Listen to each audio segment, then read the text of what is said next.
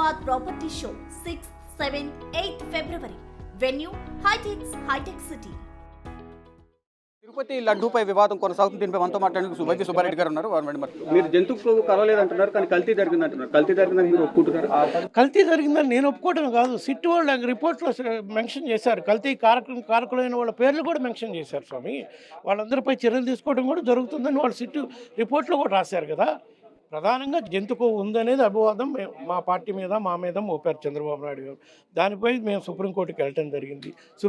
Supreme court appoint చేసిన committee SIT enquiry చేసింది. దాంట్లో జంతుకోవు లేదు. ఎస్, కల్తీ జరిగిన గీ సప్లై చేశారని చెప్పారు. దానికి బాధ్యులైన వాళ్ళు కూడా ఎవరెవరు బాధ్యులో వాళ్ళపై చర్యలు తీసుకోవడం జరుగుతుంది. అంటే వారు చేసిన ఆరోపణ కేవలం దాంట్లో జంతుకోవు లేదు అనేది మీరు చెప్తున్నారు. అంటే కల్తీ జరిగిందని మీరు ఒప్పుకుంటున్నారా?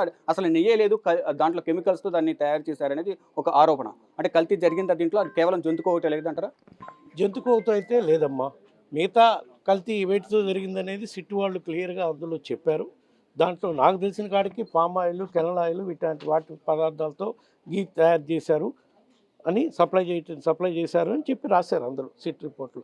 దానిపై దానికి కారకులైన వాళ్ళపై కూడా చర్యలు తీసుకునే కార్యక్రమం చేయమని కూడా రాశారు. ఎవరెవరు బాధ్యులో వాళ్ళపై కూడా. అంటే టీడీపీ ఆరోపణలు చేస్తుంది, దాన్ని మీరు ఏ విధంగా ఫైట్ చేయబోతున్నారు? లీగల్గా ఏమైనా ఫైట్ చేస్తారా? మీరు ఈ లడ్డు వివాదం పైన సుప్రీంకోర్టుకు వచ్చారు, ఇప్పుడు సిట్ విచారణ జరుగుతుంది కూడా. న్యాయపరంగా ఏవైనా చర్యలు తీసుకోవాలో, మా మీద ఏ విధంగా అయితే కుట్రపూరితంగా ఈ నెపం నెట్టడానికి చంద్రబాబు నాయుడు గారు కూటమి నాయకులు ప్రయత్నిస్తున్నారో దాన్ని తిప్పికొట్టేదానికి ఏ విధమైన చర్యలు తీసుకోవాలన్నా మేము తీసుకునే కార్యక్రమం చేస్తాం, ఇంక్లూడింగ్ న్యాయ పోరాటం ఆల్సో. రైట్.